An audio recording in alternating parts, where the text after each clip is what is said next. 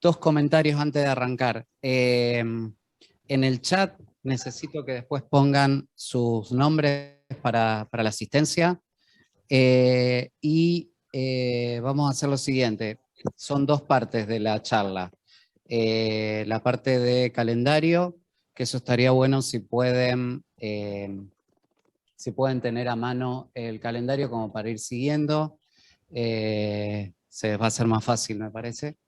Y después, antes de ver lo de vacunas de COVID, vamos a hacer un espacio para preguntas de la parte que colgamos en el entorno de generalidades y de esta parte del calendario, cosa que esos son los dos temas más importantes que queremos que sepan en tercer año. Y después, lo que nos quede de tiempo, vamos a ver lo de vacuna de COVID, ¿sí? Para mejor orden, entonces acuérdense de anotar el nombre en el chat, y después, en todo caso, para las preguntas también lo hacemos ahí por chat, así me parece que va a ser un poco más ordenado, ¿sí? Bueno, muy bien. Profe, Sí. disculpe, a mí me tocaba en el horario de la tarde, pero no puedo conectarme. No sé si me puedo quedar igual. Sí, no hay problema, pero poné tu nombre entonces en el chat Dale, después para la asistencia, ¿sí? gracias. Bueno, vamos a arrancar. Ustedes díganme si... Una, ¿Cómo? perdón,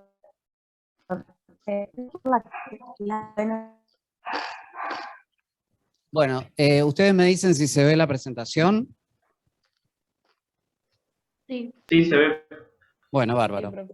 Lo que vamos a ver entonces es calendario nacional de vacunación, por supuesto, de nuestro país. Cuando uno decide incorporar una vacuna al calendario, se toman en cuenta varias cosas. En primer lugar, que exista, obviamente, la vacuna para prevenir esa infección. Si esto es una prioridad de salud pública y una prioridad política, porque la verdad que muchas de estas decisiones dependen de la autoridad sanitaria. ¿Cuál es la carga de enfermedad? O sea, la cantidad de casos que hay. Si esa carga es alta, con más razón justifica la introducción. Obviamente que tenga una vacuna que exista, como decíamos recién, y que sea eficaz, de calidad y segura, que hace una comparación con otras intervenciones, o sea, que justifique la administración a gran escala, que no haya otra intervención diferente, más económica, que pueda reemplazarla, y el tema de costo, efectividad y, como decíamos, de seguridad para la intervención. Por supuesto que sea mejor la intervención que la patología. A ver qué pasa que no anda. Ahí está. Esta es la evolución del calendario oficial de la República Argentina. Como ven, tenemos muchas vacunas, tenemos uno de los calendarios a nivel mundial más sólidos y de gran cantidad de inmunógenos. Esto en la práctica por ahí nos genera algún cierto grado de dificultad, porque uno no recuerda cuándo, a partir de qué año fueron incorporadas esas vacunas, y van a ver que en la práctica también hay muchos calendarios dando vuelta de acuerdo a las diferentes edades en la que le tocó la incorporación al calendario. Pero bueno, eso con el paso del tiempo uno se va acostumbrando a qué vacunas le requirió esa persona al momento de su nacimiento, cuáles vacunas estaban incorporadas al calendario. Esperen que no sé qué pasa con la... Bueno, esto por ejemplo es un ejemplo de un carnet unificado donde están todas las vacunas que existen en este momento a nivel gratuito en el Ministerio de Salud de la Nación. Esta de niños y adolescentes, y esta es de adultos, donde acá figura otros, porque bueno, depende de la condición de base del adulto, por ahí va a requerir vacunas que un adulto sano o sin comorbilidad no requiere. Este es el calendario oficial. Les repito, si lo tienen a mano está bueno porque lo podemos seguir mejor. ¿Cómo se lee el calendario de vacunación. Uno, lo más fácil es leerlo por edad, entonces, ¿qué vacuna le toca al recién nacido? Lo leemos así, de manera horizontal. ¿Qué le toca a los 2 meses? ¿Qué le toca a los 3? ¿Qué le toca a los 4? ¿A los 5? ¿A los 6? Etcétera. Esa es la forma que uno debe aprender el calendario, porque bueno, yo estoy viendo un niño de tal edad, por ejemplo, por una patología o por un control de niño sano, y aprovecho esa oportunidad para verificar si está bien inmunizado. Lo mismo pasa después con los adultos, con las embarazadas, etcétera. Lo que vamos a hacer hoy es ir viendo de a una vacuna al revés, lo vamos a ver vertical, pero la forma correcta de aprenderlo es, como les decía, horizontal, para que nos quede claro qué tiene que tener cada persona a determinada edad. Vamos a empezar con las vacunas del recién nacido y vamos a empezar con la vacuna BCG. La vacuna BCG es una vacuna que previene la infección contra tuberculosis. Se debe administrar lo más precozmente posible y aprovechar la oportunidad de la maternidad para la administración. Se aplica en el brazo derecho, puede dejar o no cicatriz. Un 10% no produce escara ni cicatriz, es una dosis muy pequeña, y el tipo de bacteria, que esto es un repaso en realidad de lo que vimos en generalidades, es una bacteria viva atenuada. Entonces lo tengo que tener en cuenta, como toda vacuna viva estaría contraindicada en huéspedes inmunocomprometidos. En realidad comparado con otras vacunas, no es la mejor vacuna, pero bueno, es la única que tenemos disponible. Todo lo que se ha intentado de reemplazo no ha servido, o sea, esta es la mejor vacuna que tenemos disponible para tuberculosis. ¿Por qué digo una mala vacuna en realidad? Es porque protege contra las formas graves solamente. Miliar y meningia, no previene tanto en forma tan eficaz las formas pulmonares, la protección es de un 50%, lo damos hasta los 6 años, y como concepto, si yo tengo, dado de que no todas las personas producen cicatriz, si yo tengo la constancia de aplicación, no debo revacunar. Y no está indicada en mayores de 6 años, o sea que tengo que aprovechar hasta los 6 años, en el caso de que no se inmunizó de recién nacido, para recibirla. De acá, un comentario en el material que nosotros les dejamos. Fíjense sobre todo la parte de efectos adversos y de cuál es la evolución de la lesión, porque eso está bueno conocerlo, y es cortito, léanlo en la información que nosotros les dejamos, cuál es la evolución de la lesión una vez aplicada la vacuna y los efectos adversos que están relacionados con ello, ¿sí? Es cortito, eso léanlo. Muy bien, eso es con respecto a vacuna BCG. Entonces, vacuna viva atenuada contra tuberculosis. Después, la otra vacuna que damos de recién nacido es la vacuna de hepatitis B. Y la vacuna de hepatitis B, como pueden ver acá, la recibimos en varios momentos de la vida. En realidad recibimos 4 dosis en los niños. La monovalente, que la damos de recién nacido, y como parte de la vacuna quíntuple pentavalente, que tiene, obviamente como su nombre lo indica, 5 antígenos: difteria, tétanos, pertusis o tos convulsa, hemófilus influenza B y hepatitis B, ¿sí? Esos son los 5 inmunógenos de pentavalente. Como incluye en esos 5 la hepatitis B, como les digo, lo recibimos en realidad, los niños reciben 4 dosis en total de hepatitis B. Desde el año 2014 es gratuita para todos los habitantes de la República Argentina, tengan la edad que tengan. Eso también es importante, que se disemine esa información para protección en todas las edades de hepatitis B.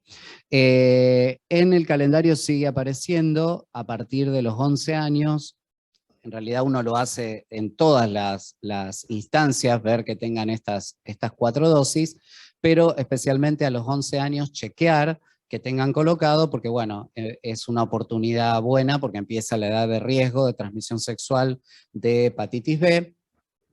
Si uno no tiene la vacunación de la niñez, el esquema clásico de hepatitis B son 3 dosis, 0, 1 y 6 meses, y en la situación, la verdad que poco frecuente, pero que existe, de una madre hepatitis B, se da, ¿se acuerdan que habíamos dicho que yo protejo rápido con la gamma globulina, pero protejo a largo plazo con la vacuna? Entonces, si una madre tiene hepatitis B, voy a darle a su recién nacido la inmunoglobulina específica para hepatitis B y voy a comenzar la vacunación con la vacuna de hepatitis B para que tenga protección a largo plazo. Lo mismo hacemos con accidentes cortopunzantes. Si la fuente es hepatitis B, vamos a ver cuál es el estado de vacunación de la persona que se pinchó con una aguja de un paciente potencialmente que tenga hepatitis B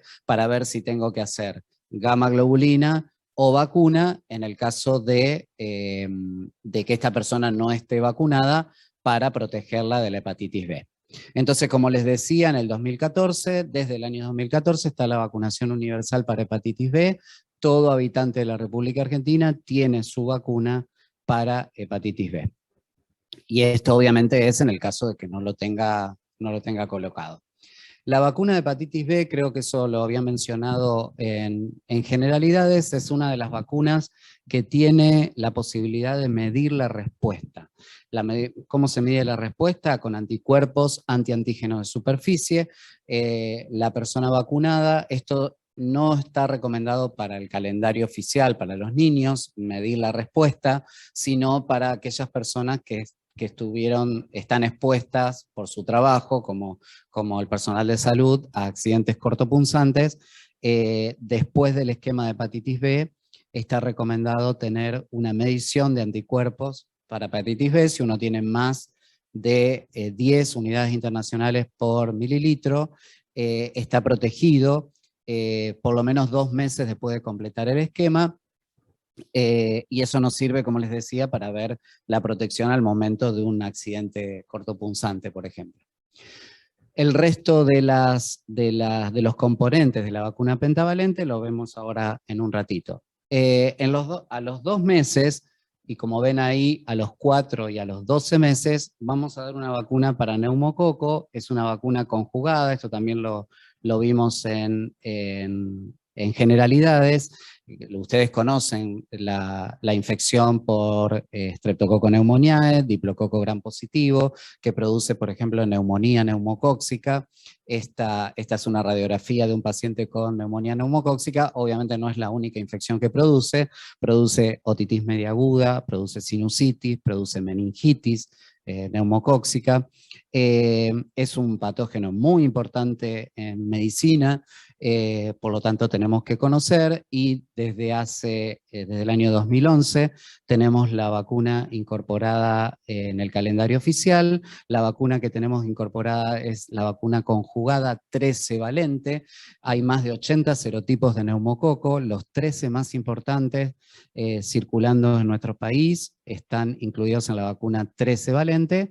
Vacuna conjugada, repasemos el concepto que vimos en generalidades, es una vacuna que permite la identificación del polisacárido de la bacteria, uniéndolo a una proteína para que lo pueda reconocer el sistema inmune.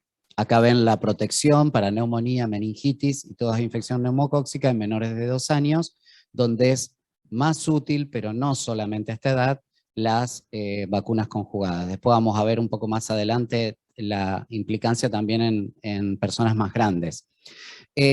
Cuando se incorporó la vacuna, en Estados Unidos fue el primer país que incorporó la vacuna conjugada de 7 valente, de 7 serotipos, se vio que tiene un efecto de rebaño, la verdad que espectacular. O sea, no solo se ven beneficiados los niños que reciben la vacuna, sino también, por ejemplo, sus abuelos, los adultos en contacto con estos niños, porque al vacunarse disminuye la aportación nasofaringea de Streptococcus pneumoniae. Entonces puede ver cómo, acá se puede ver claramente, donde, aunque la recibieron los menores de 2 años, como no solo cayó en ellos la prevalencia de la infección, ellos lo incorporaron en el año 2000, sino que también cayó mucho por convivencia con estos niños las infecciones neumocóxicas invasivas en mayores de 65 años, por ejemplo, sus abuelos, ¿sí?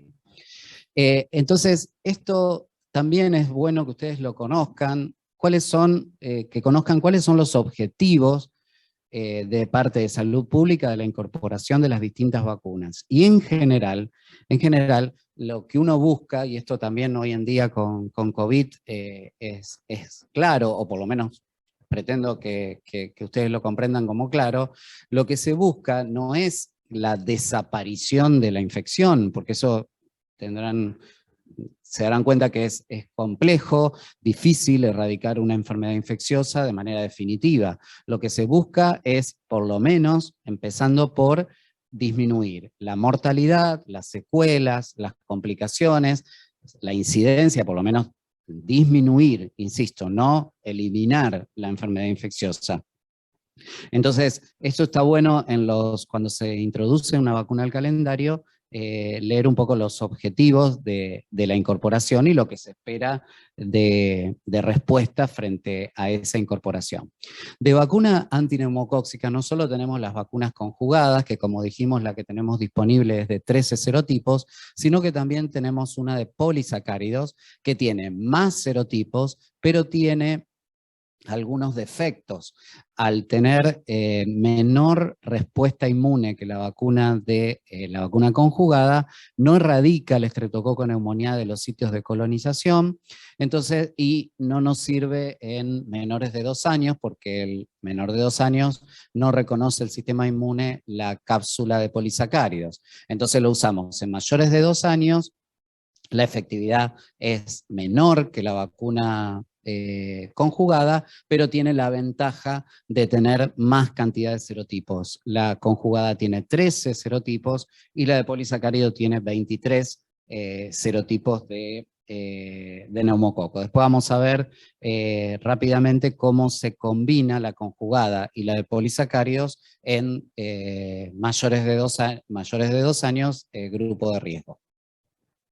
Estos son justamente los grupos de riesgo de enfermedad neumocóxica invasiva, todas las inmunodeficiencias, los insuficientes renal crónicos, los diabéticos, los trasplantados, los mayores de 65 años junto con gripe, los asmáticos, los fibroquísticos, todos aquellos pacientes que tengan enfermedades crónicas como cardiopatías y neumopatías, el síndrome nefrótico por la asociación con la respuesta inmune, especialmente por los corticoides y por la respuesta inmune del paciente a neumococo, son considerados grupo de riesgo y por lo tanto en estos pacientes deberíamos indicar la vacuna antineumocóxica.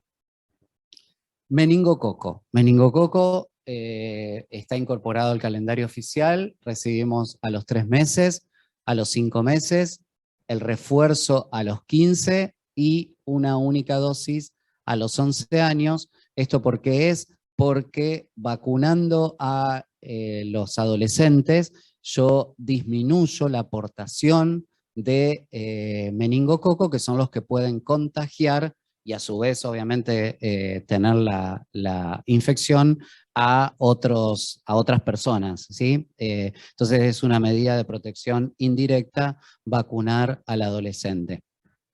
Esta es la infección meningocóxica, una infección poco frecuente, pero de muy alto impacto por la rapidez en la que puede una persona estar bien y a las pocas horas estar muy grave, incluso con riesgo de muerte.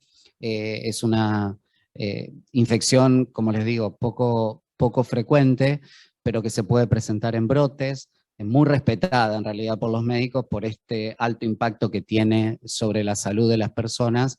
En neumococo, por ejemplo, da más secuelas y la mortalidad es un poco menor que meningococo, que en general es como a todo nada. O yo zafo de la infección y uno ha visto chicos corriendo por los pasillos después de tener una infección meningocócica, o te lleva esto a mortalidad o a necesidad de amputación por isquemia de miembros. La vacunación con meningococo se incorporó en el calendario oficial de la Argentina en el año 2017, en la dosis que les comentaba. Esto también quería comentarlo para que quede claro. Cuando uno decide incorporar una vacuna al calendario, se toman cohortes, o sea, los nacidos en el 2017, como dice acá, a partir del 1 de octubre del 2016, que cumplían 3 meses en el 2017, a ellos como que uno toma un corte a partir del cual comienzan a recibir las vacunas. Entonces, todas las personas nacidas antes del 1 de octubre del 2016, por supuesto que pueden recibir esta vacuna, pero no es gratuita, o sea, lo tienen que comprar, eso es importante porque se toman en cuenta para los cálculos de compras de vacunas, las cohortes de nacidos a partir de determinadas fechas, ¿sí? Eso también es importante que lo conozcan y que lo tengan en cuenta. ¿Cómo es la vacuna antimeningocócica? Es también conjugada, o sea, está unida a proteína, el meningococo también tiene cápsula, y es tetravalente, incluye 4 serotipos de meningococo, el A, el C, el Y y el W.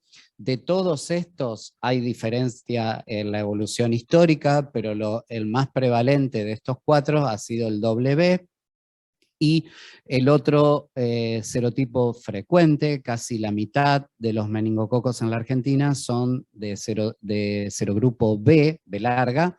Ese no está incorporado en esta vacuna. Existe una vacuna para serogrupo B y es probable que en los próximos años se incorpore al calendario junto con esta, porque acá tendríamos la cobertura de W y la de B larga. Nombre comercial Menveo, y Menactra es de otro nombre comercial del laboratorio Sanofi Pasteur. Menveo es la marca que está incorporada en el calendario. Y como ven, lo mismo que decíamos de neumococo, cuál es el objetivo de la introducción al calendario.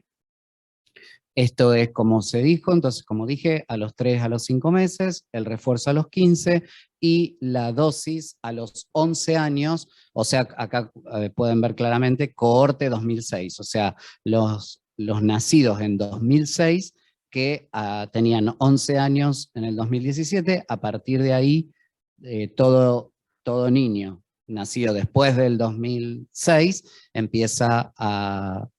tiene como yo digo, su vacuna disponible gratuita en el calendario nacional de inmunizaciones. Rotavirus. Rotavirus es una infección muy importante en el lactante. Como vimos en Injuria, es causa de diarrea aguda, acuosa, es una infección viral de alta carga. Estos son los datos de la Argentina previo a la incorporación de la vacuna. Existen 2 vacunas de rotavirus que son de administración oral, una es del laboratorio GSK, GlaxoSmithKline, marca Rotarix, que es una vacuna viva atenuada, oral, que se da en 2 dosis y que fundamentalmente tiene eficacia para bastante alta para los episodios, pero fundamentalmente para los episodios graves, o sea, los episodios con deshidratación. Y esta es la vacuna que está incorporada, tiene para uno de los serotipos de rotavirus. Existe otra del laboratorio Merck que tiene 4 serotipos, con la necesidad de 3 dosis. Pero bueno, esto para que conozcan que es de más cantidad de serotipos, pero esta es una vacuna muy eficaz que ha disminuido la carga de enfermedad por rotavirus en la Argentina. Se incorporó en el año 2015 y como dije son 2 dosis. La particularidad que tiene esta vacuna es que es de administración oral por toda una historia que hubo de vacunación previa. Tiene una edad máxima de administración de la primera dosis y de la segunda que tenemos que conocer, porque si la persona no es vacunada a esa edad, no se recomienda la administración de la dosis una vez que uno ha pasado los 3 meses y medio para la primera dosis o los 6 meses para la segunda dosis. Es de administración oral. El laboratorio se vio obligado a sacar esta aclaración, porque fíjense la forma de presentación, la verdad que es muy práctica, pero muchos confundieron. Acá es de administración oral, pero vino con esta forma de jeringa, y por supuesto no hubo aquel que no tuvo la mejor idea que inyectar esto que es para vía oral intramuscular. Entonces, bueno, como somos bastante mandados a hacer para los inventos, hubo situaciones donde se aplicó esta vacuna por vía intramuscular y en realidad es por vía oral. Entonces, el laboratorio tuvo que poner, no debe aplicarse en forma inyectable bajo ninguna circunstancia. Dijimos, iba atenuada de administración oral. Muy bien, y la eficacia lograda, la verdad que es muy alta en la disminución de la carga de enfermedad. O sea, seguimos viendo infección por rotavirus, pero en mucho menor cantidad y mucho menor gravedad que lo que veíamos antes de la incorporación de la vacuna. Algunos comentarios sobre la vacuna quíntuple pentavalente. Ya dijimos el componente de hepatitis B, la importancia que tiene. Les repito la composición: difteria, tétanos, tos convulsa o coqueluche. Es una infección bacteriana producida por Bordetella pertussis, que produce fundamentalmente afección en bebés pequeños, pero que cualquiera de todos nosotros podemos tener tos convulsa. Lo que pasa que en el adulto pasa desapercibido, una tos molesta de unos cuantos días y se va, y en general no tenemos complicaciones, pero nosotros podemos contagiar a los niños pequeños con tos convulsa. La vacuna pentavalente no se debe dar en mayores de 7 años ni en adultos, porque puede producir reacciones adversas al componente pertussis. Tenemos otra manera de reemplazarlo. Tenemos la vacuna triple bacteriana acelular. Acelular significa que tiene algunos componentes de la Bordetella pertussis, no toda la célula entera de la bacteria. Tiene algunas contraindicaciones absolutas. En esto se repite en todo lo que ustedes puedan leer de vacunas. Si yo tuve una reacción anafiláctica inmediata a una vacuna, no debería recibir otra. Parece obvio, por lo menos a mí, no me vayan a dar una vacuna que me produjo una reacción anafiláctica grave, excepto que ustedes quieran eliminarme, digamos. Traten de no dar una dosis de la misma vacuna a una persona que tuvo una reacción anafiláctica grave.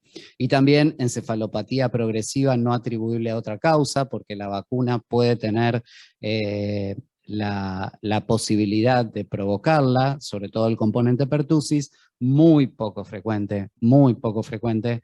La verdad que yo he visto una sola situación donde en un paciente que en realidad después vimos que tenía otro diagnóstico de encefalopatía, un síndrome de West, que tuvimos que contraindicarle las vacunas posteriores por esta situación hasta que supimos su diagnóstico.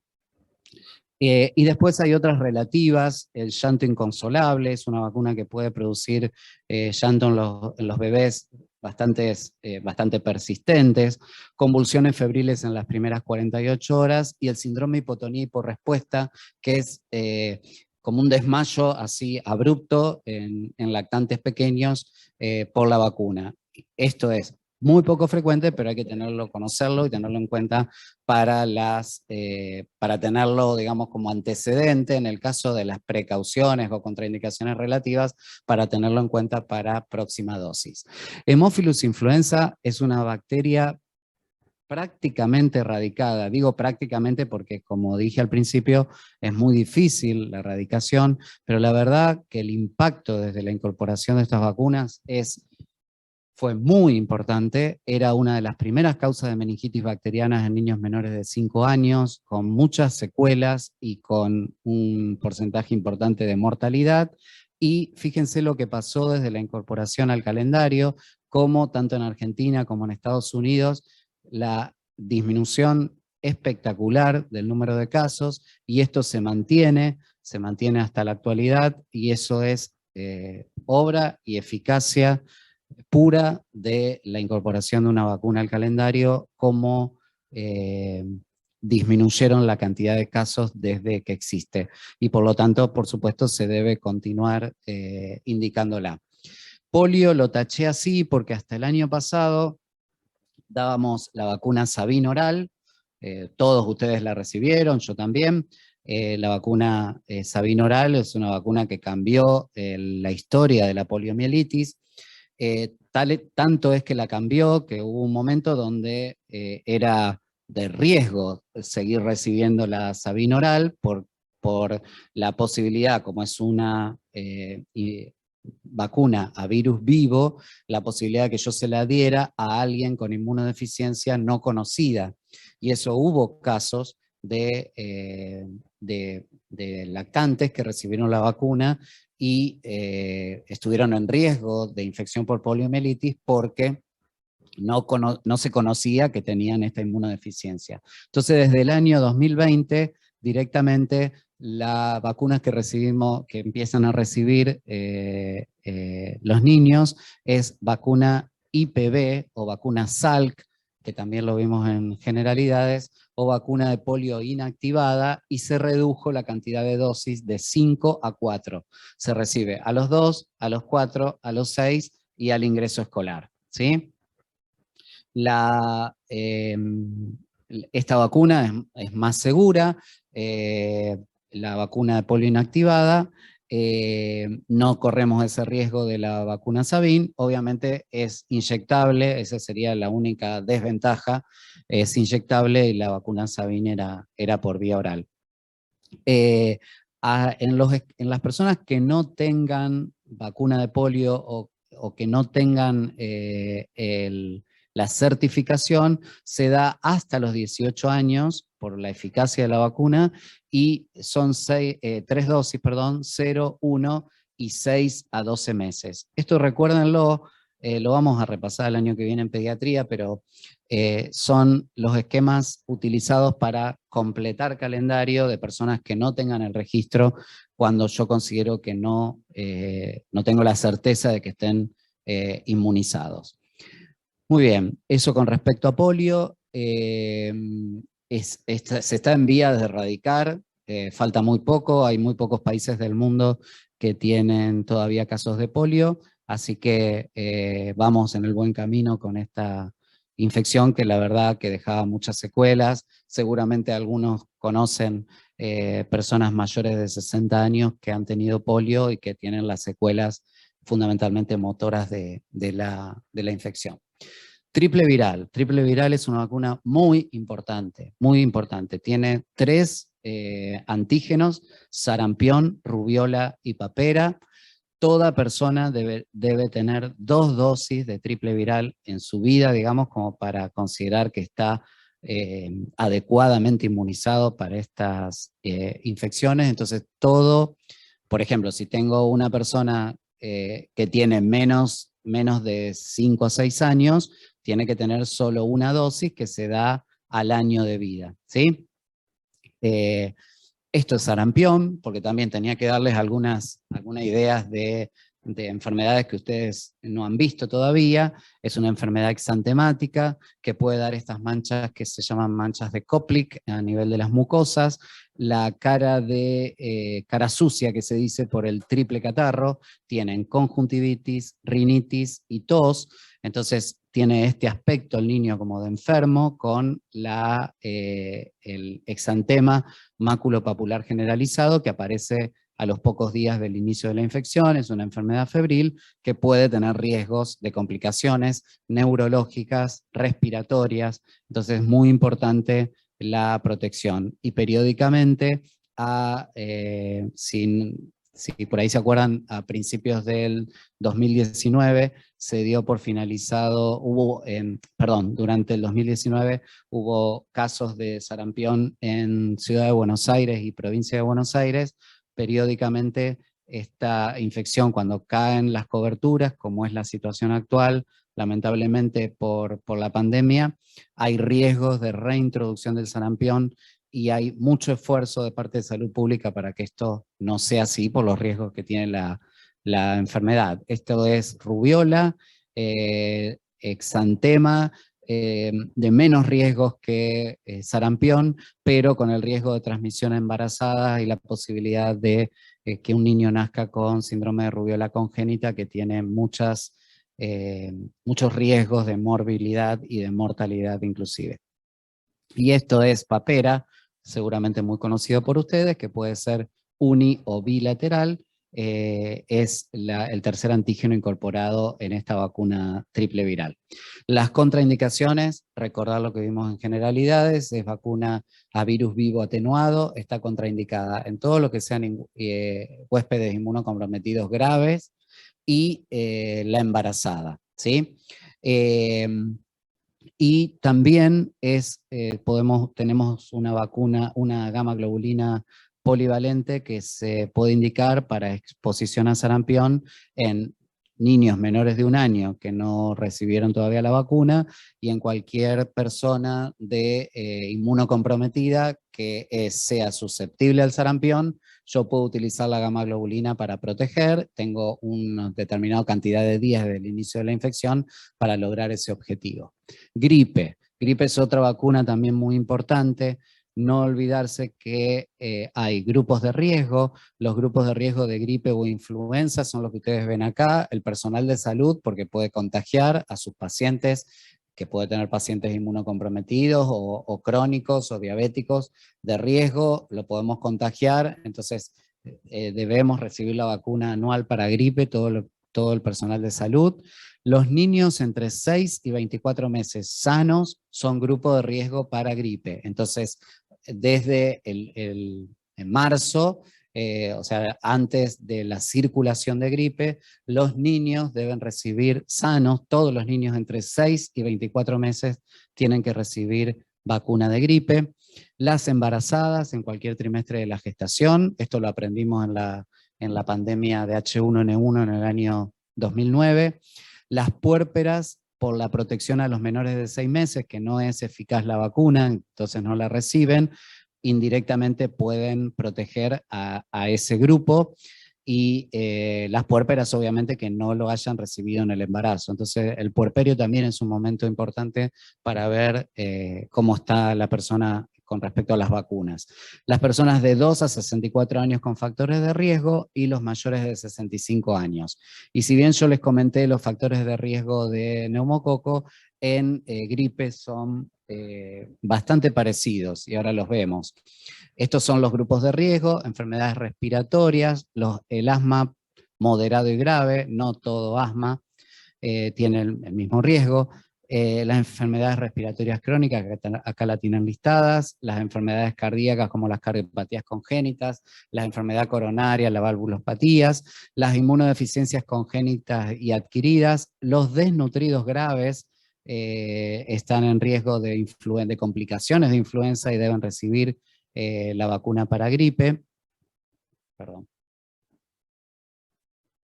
Los obesos mórbidos, los diabéticos, acá tienen todos los grupos de riesgo, los convivientes de enfermos oncohematológicos, entre otros, y las personas, como dijimos, mayores de 65 años. La vacuna de gripe, como ustedes creo que saben, se da una vez por año, debe ser anual. Y la primera vez que recibimos, existen 2 presentaciones, la pediátrica o junior, que por ahí es conocida como junior, de menores de 3 años, que es la mitad de la dosis, 0,25 mililitros, y a partir de los 3 años, 0,5 mililitros.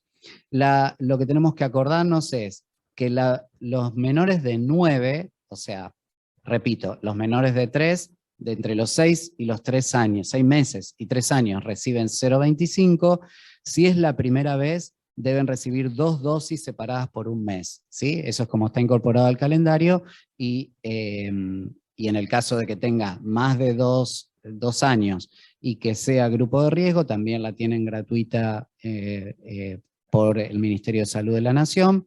Si tiene entre 3 y 9 años y es la primera vez, también tienen que recibir 2 dosis separadas por un mes. Después es solamente una dosis de 0,5 mililitros. Estos son los grupos de riesgo de gripe y neumococo compartido, para que lo tengan en cuenta y lo recuerden, así lo simplificamos, digamos, para el conocimiento.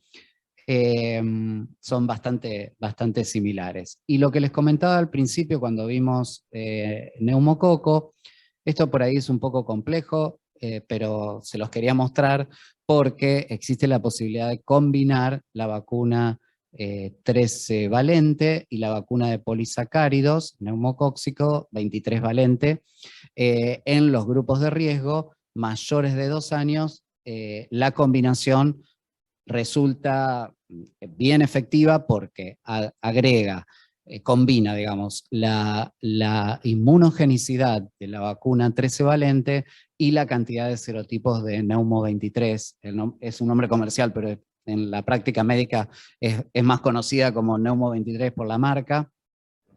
Y esto desde el año 2017 está incorporado así, y tiene esquemas para un grupo y para otro, levemente distinto. No me interesa, por lo menos en tercer año. En quinto año, la doctora Morera se los va a preguntar.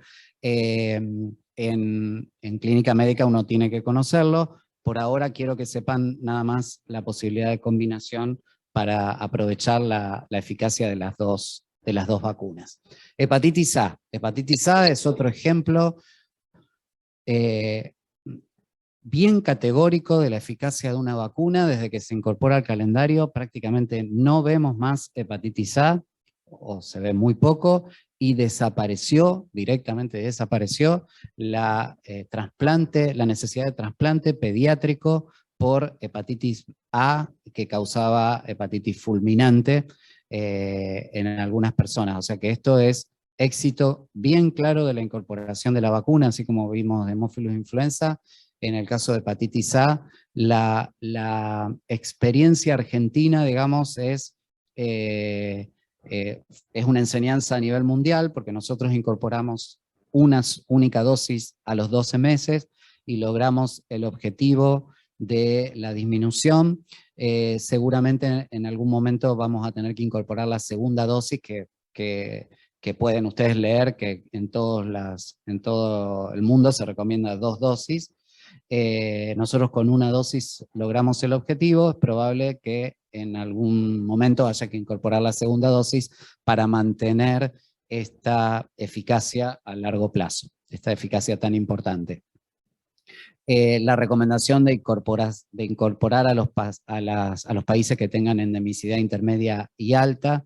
Hay algunos grupos de riesgo de hepatitis A, por ejemplo, los que manipulan alimentos, los que tienen contacto con, como ustedes saben, bueno, justo lo están viendo en esta UADP, es una infección de transmisión fecal-oral, la hepatitis A diferencia de la B y la C, que es por transmisión parenteral, por relaciones sexuales, etc. Entonces, personas que tienen contacto con cloaca, con servicios de limpieza, etc., tienen mucho riesgo de estar expuestos a hepatitis A. Y también las personas que tienen hepatitis crónica, por ejemplo, por virus B, si tuvieran una infección por virus A, tendrían otra causa agregada de complicación.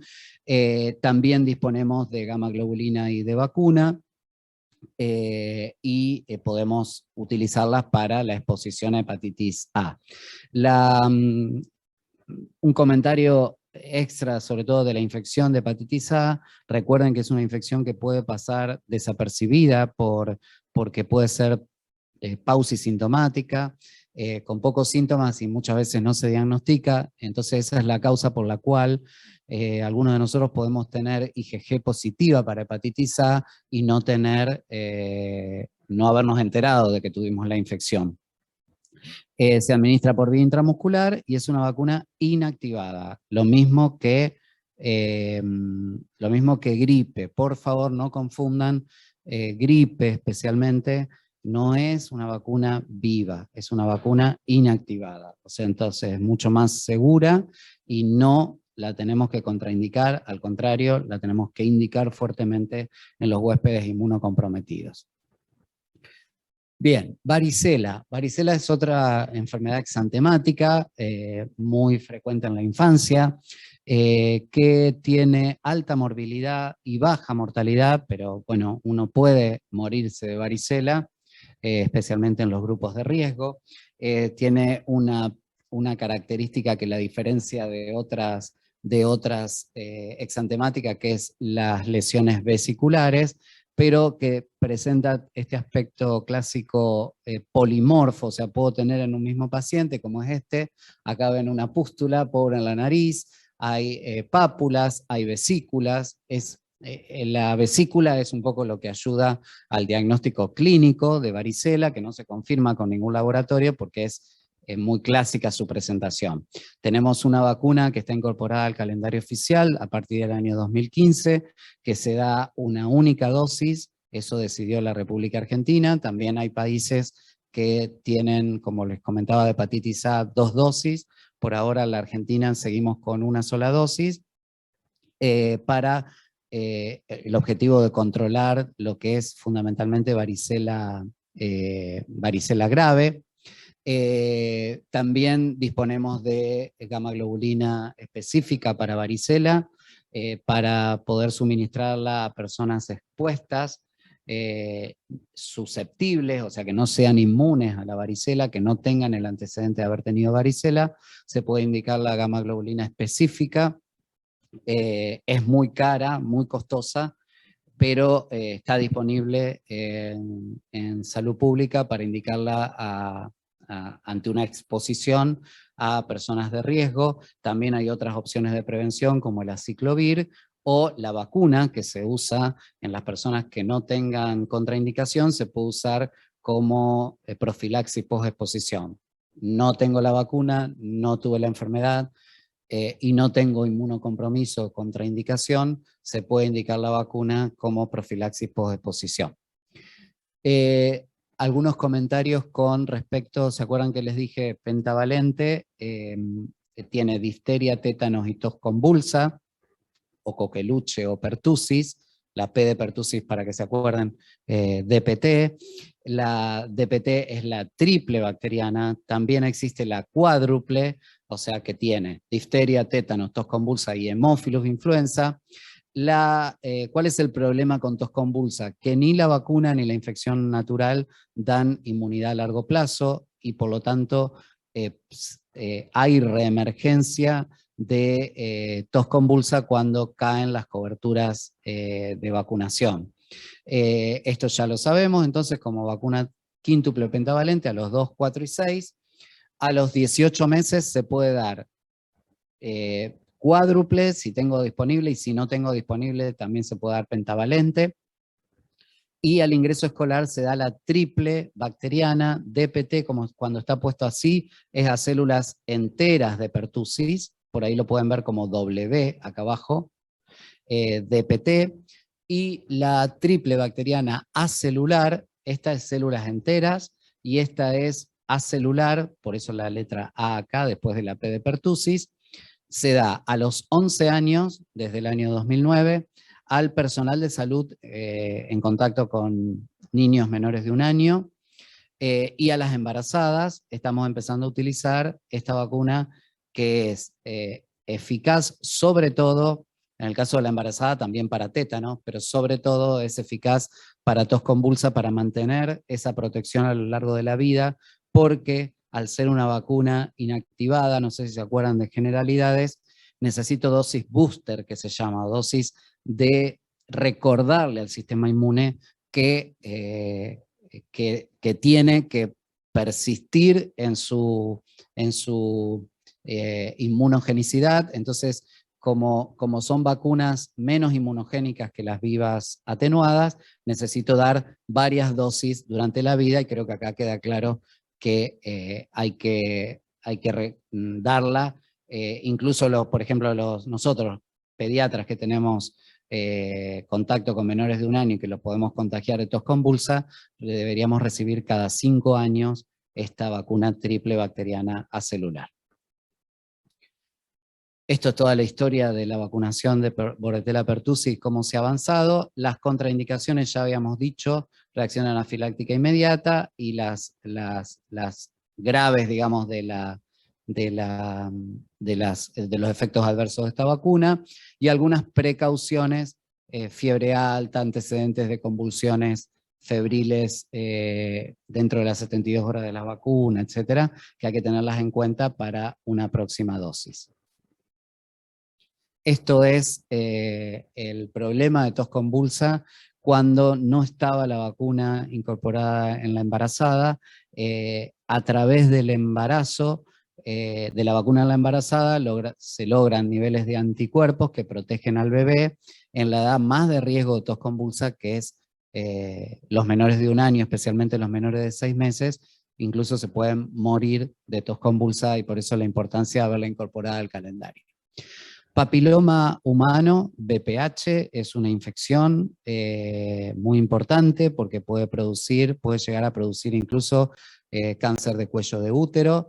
Estos son los datos de Argentina, y como la infección, sobre todo los serotipos de alto riesgo, como el 16 y el 18, son los que producen infección en el cervix, que puede evolucionar a cáncer de cuello y también a otros cánceres en la mujer. Fue incorporada al calendario oficial.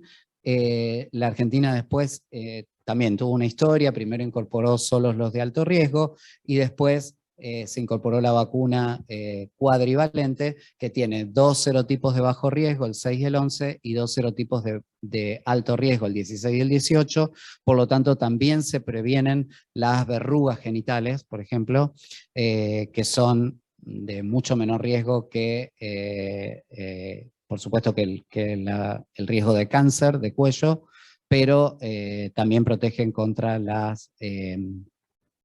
contra verrugas genitales. Estas son algunas consideraciones con respecto a la infección. Lo paso rápido, pero eso lo pueden leer también en el material que le dejamos. Una persona puede tener el HPV y curarse, o puede progresar y detenerse en el carcinoma in situ de bajo grado, o evolucionar al de alto grado, ¿sí? Debemos hacer un abordaje integral de esta infección. No reemplaza, y se insiste con esto, de seguir haciendo las pruebas de screening de Papa Nicolau para conocer si la mujer está infectada de HPV, para hacer prevención a tiempo, de detectar a tiempo el carcinoma en sus primeros estadios. Es muy importante. En el año 2017 también se incorporó a los varones. ¿Por qué? Porque bueno, los varones pueden transmitir la infección a las mujeres, no solo por eso, sino también porque pueden sufrir cáncer de pene, cáncer genitales, que se pueden prevenir con la vacuna. Entonces esta es toda la historia de la incorporación en la Argentina, hasta que ahora lo tenemos incorporado en varones y mujeres. Son 2 dosis separadas por 6 meses, y acá tienen las cohortes, o sea, a partir de qué edad las nacidas a partir del año 2000, las mujeres, y primero recibieron 3 dosis, y después los varones, los nacidos en el 2006, que cumplieron 11 años cuando se incorporó, a partir de ahí reciben la vacuna también. Existe una vacuna doble bacteriana o doble adulto con difteria y tétanos. Esto es importante sobre todo para las personas que no hayan recibido vacuna para pertussis, y se debe hacer una dosis booster. Esto es importante que lo recuerden, cada 10 años de la vacuna que yo tenga disponible, o uso doble adultos, en el caso de que no tenga triple bacteriana acelular, o por lo menos una de las dosis debería ser triple bacteriana celular. Y esto también, como les contaba hoy, tener en cuenta que si yo no tengo esquema o la persona no tiene el carnet de vacunación y no podemos asegurar que tenga las dosis, son 3 dosis, 0, 1 y 6 a 12 meses. Este es el calendario de adulto. Fundamentalmente hay que acordarse que los grupos de riesgo para enfermedades infecciosas, en la cual le tengo que dar, ya vimos casi todas estas, de recordar, por ejemplo, que triple viral, toda persona tiene que tener 2 dosis en la vida de triple viral, no requiere dosis booster después, pero sí tener 2 dosis para tener una protección adecuada para estas infecciones. Estos son las vacunas recomendadas para el trabajador de la salud. Ya dijimos bastante de hepatitis B, las personas que tienen contacto con niños, dijimos de tos convulsa, de varicela, etc. Esto es la vacuna para las embarazadas en los distintos estadios, digamos en la mujer, el estadio preconcepcional, para aprovechar en ese momento para chequear las vacunas que no puedo dar en el embarazo, como la triple viral. Y acá se los resumo en las embarazadas: la triple bacteriana celular a partir de la semana 20, la gripe en cualquier trimestre de gestación, y en el puerperio aprovechar para gripe si no recibió en el embarazo, por la protección al menor de 6 meses, que ya dijimos, la doble viral o triple viral en el caso de no tener el esquema completo, y aprovecho el puerperio como una indicación de vacunas, y la triple bacteriana celular, porque la va a proteger a ella para mantener la inmunogenicidad para difteria y tétanos especialmente, y también para pertusis, para proteger en el caso, siempre insistiendo de que no lo haya recibido durante el embarazo. Bien, y para terminar esta parte, se hizo un poquito largo, pero bueno, es la parte más importante de lo que quería conversar con ustedes hoy. Las vacunas son seguras, proporcionan beneficios individuales y colectivos, creo que se lo mostré muy claramente en la protección para los abuelos de Haemophilus influenza, si yo tengo una enfermedad infecciosa, lo que se llama inmunidad de rebaño, que eso los comenté cortito en la parte de generalidades. Estar inmunizado protege a mis contactos, o sea que no solo me protege a mí de riesgos, sino a otros que están en contacto conmigo. Los riesgos siempre son inferiores a los beneficios. Esto hoy con la vacuna de COVID, bueno, está bastante en auge la importancia de que tengamos una vacuna segura y la importancia de sus beneficios, ¿no? Los riesgos existen, pero siempre son inferiores a los beneficios, y creo que les mostré bien claro muchas situaciones de alto impacto desde que se incorporó la vacuna. Las enfermedades inmunoprevenibles siguen existiendo, o sea, no podemos dejar de vacunar, a pesar de que hay vacunas fuertemente controladas por esto. Cuando uno baja la guardia, las infecciones reaparecen. Ojo con esto, porque esto es una preocupación en este momento a nivel mundial, en la Argentina en especial, porque teníamos bajas coberturas antes del inicio de la pandemia, y la pandemia lamentablemente favoreció que las personas no concurran a los controles de salud y a recibir sus vacunas. Entonces, ojo con esto, y ustedes nos pueden ayudar a difundir esta situación para que las personas aprovechen a completar sus esquemas de vacuna. La existencia de no vacunados aumenta la posibilidad de que yo, esto también creo que quedó claro, tengo la vacuna, pero ninguna vacuna es 100% eficaz. Aún las mejores vacunas que pueden tener eficacia, como el caso de COVID, que ahora vamos a ver, de 90%, 93%, 94%, siempre hay un grupo que no responde adecuadamente. Entonces también, si yo tengo personas no vacunadas, aumento la posibilidad de que me pueda contagiar y que pueda tener complicaciones si no respondí adecuadamente a la vacuna. No existen alternativas más eficaces.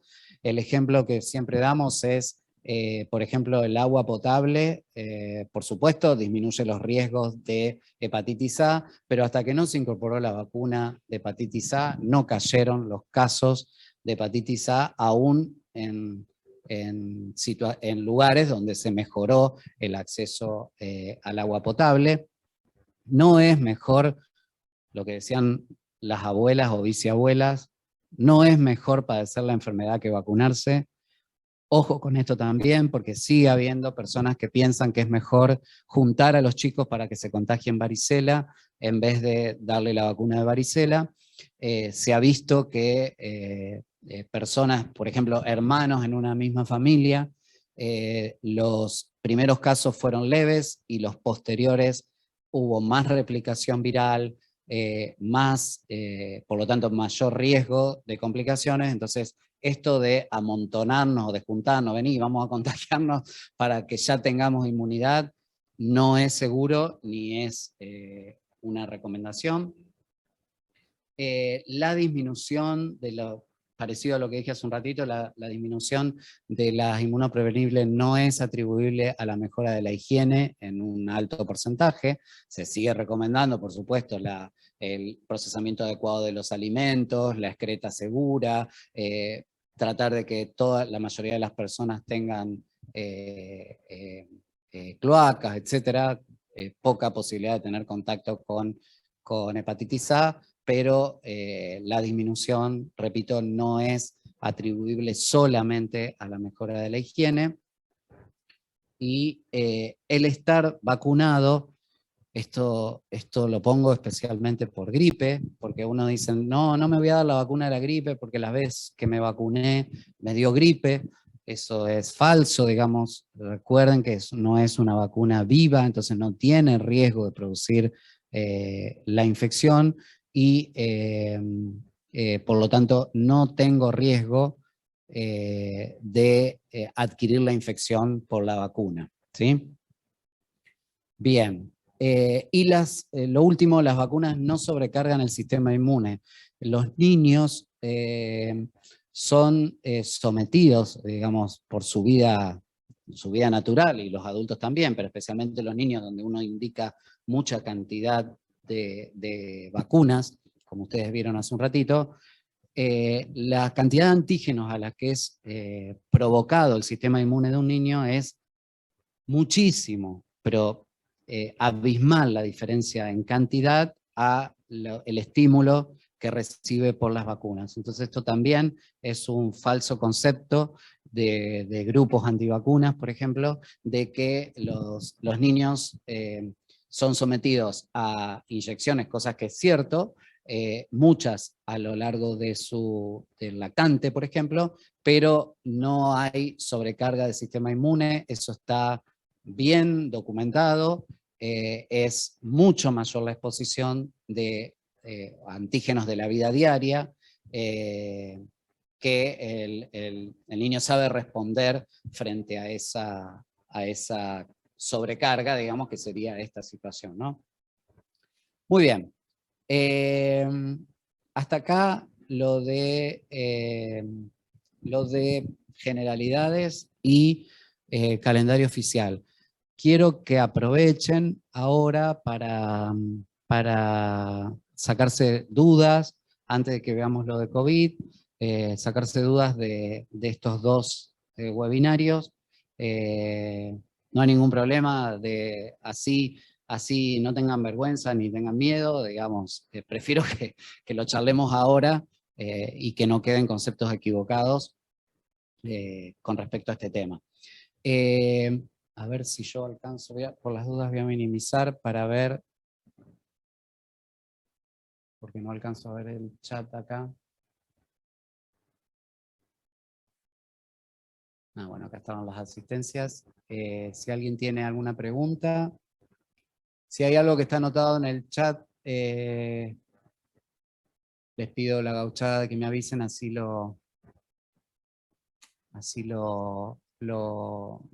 me lo cuentan, o como quieran, o por micrófono me preguntan. Profe. Sí. Entonces, lo que sería la vacuna acelular, siempre darla, o sea, primero a los 11 años, ¿no? Y si no, darla siempre que alguien no la haya recibido antes de dar la doble bacteriana.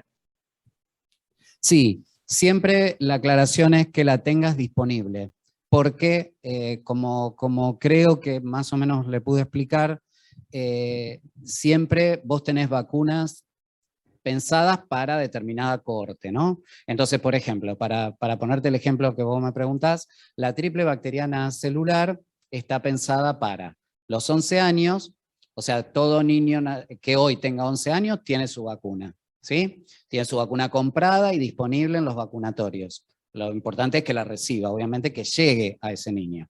Lo mismo pasa con las embarazadas. Lo mismo pasa con los trabajadores de la salud. Todas esas vacunas están gratuitas a disposición. Por eso te digo que en alguna situación donde vos pudieras tener, por ejemplo, un accidente de riesgo de tétanos, eso lo vamos a ver en casos clínicos en pediatría el año que viene, porque es muy importante que todo médico tenga claro qué tiene que hacer ante una herida de tétano. Pero, por ejemplo, suponete que vos tengas una herida de tétanos y tengas que asegurarte que la persona tenga buenos niveles de tétanos al momento del accidente. Ahí, si la persona ya tiene dosis previas, vos vas a usar, le vas a recordar al sistema inmune con una dosis. Podrías no tener triple bacteriana celular. Entonces, ahí la reemplazás por doble adultos.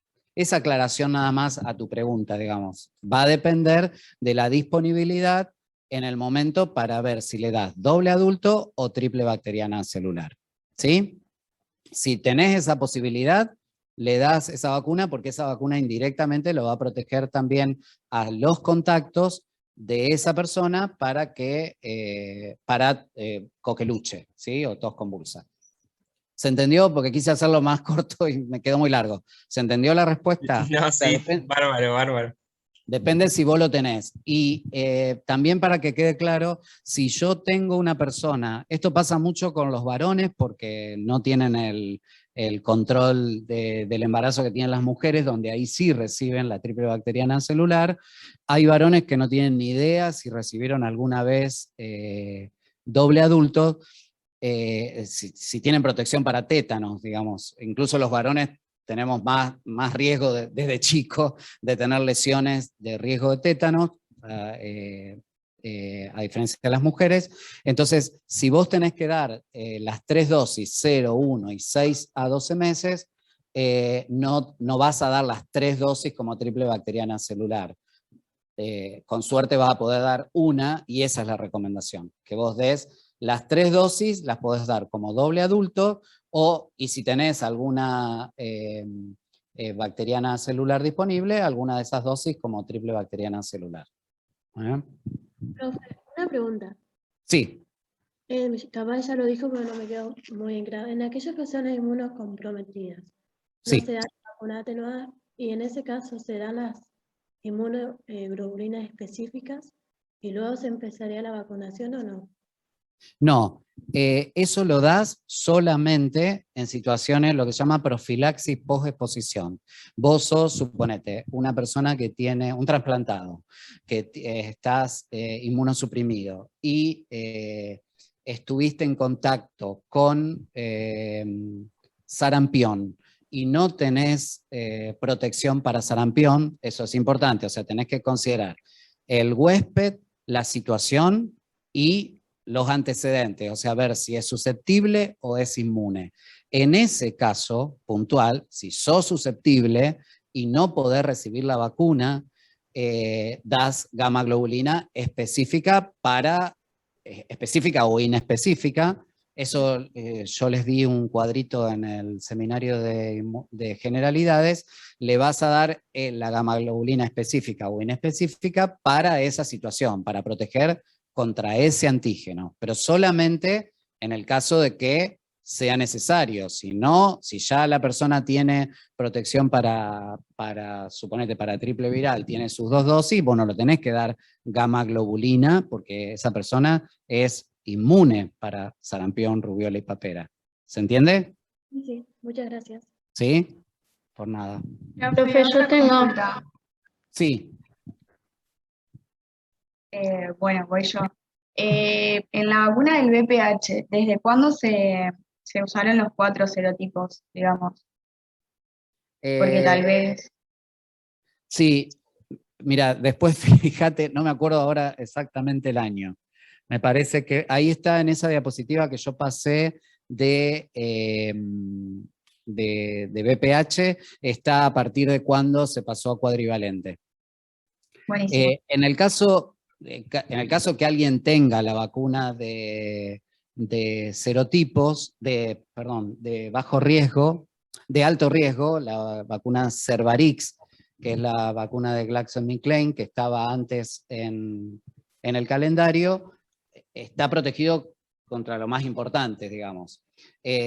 No hay intercambiabilidad de vacunas y tampoco vas a tener la vacuna gratuita si no entraste en esas cohortes. Igualmente, si vos querés recibir la vacuna cuadrivalente y tenés la bivalente, no hay problema, lo podés recibir, lo único que lo vas a tener que comprar, digamos, porque no está gratuita, ¿sí? Las personas que recibieron la de GSK, de bivalente, si la recibieron gratuita, bueno, ya te digo, tienen una protección importante contra los serotipos de mayor riesgo. No te puedo decir con exactitud, la verdad no me acuerdo, pero ahí en la diapositiva yo se los puse a partir de cuándo empieza a recibir cuadrivalente. Después está la diapositiva donde se incorporó los varones, que eso fue en el 2017. Dale, Profe, gracias. yo quería hacer una consulta sobre la misma vacuna. La gente, Sí. Las personas que no entraron en ese corte, por ejemplo, que no tienen ninguna dosis, Sí. ¿pueden recibir la vacuna gratuita o hay que comprarlo o no se recomienda colocarse? Sí, la respuesta es: se recomienda colocarse. Las vacunas, a medida que vos aumentás en edad, obviamente tenés más riesgo de haber estado expuesto a HPV por relaciones sexuales. Entonces, por eso la vacuna se incorporó al inicio, digamos, a los 11 años, al inicio de la actividad sexual, como para proteger a las personas antes del contacto, digamos. La eficacia disminuye a mayor edad, pero si este concepto quiero resaltarlo y que quede claro: si vos no entraste en la cohorte, no vas a tenerla gratuita, pero sí es una recomendación. Las vacunas, los trabajos son hasta los 28 años, pero hay experiencia incluso después de los 28 años, donde la protección es menor, pero es una vacuna segura, en menor eficacia que si la recibís antes de tener la actividad sexual. Perfecto, Pero no la gracias. vas a tener gratuita, para que quede claro. Acá estoy leyendo por qué las personas mayores al vacunarse con la antigripal suelen mencionar que se engripan más fuerte que sin vacunarse. Esto, ya te digo, es un error de concepto en realidad. No niego que hayan podido tener alguna infección. Recuerden, no es virus vivo, por lo tanto no produce replicación, por lo tanto no tiene riesgo la persona de tener la infección por virus gripe. Y el otro comentario es que no son 100% efectivas. O sea, yo puedo tener la vacuna y tener gripe igual, digamos. Eso no es fallo de la vacuna en sí, digamos, sino que en gripe hay otra problemática. A su vez, las vacunas de gripe se preparan todos los años con los serotipos que se piensan que van a circular. Esos es a nivel mundial, hay laboratorios específicamente dedicados a eso en nuestro país, acá en Santa Fe. El Instituto Emilio Coni es un laboratorio de referencia a nivel nacional. Se estudian todas las cepas que están circulando y se envían a la Organización Mundial de la Salud para que ella lo envíe a los laboratorios productores para preparar las vacunas. Entonces puede ser que a veces se produzca lo que se llama mismatch, o sea, que no haya concordancia entre los serotipos que circulan y los serotipos que tiene la vacuna.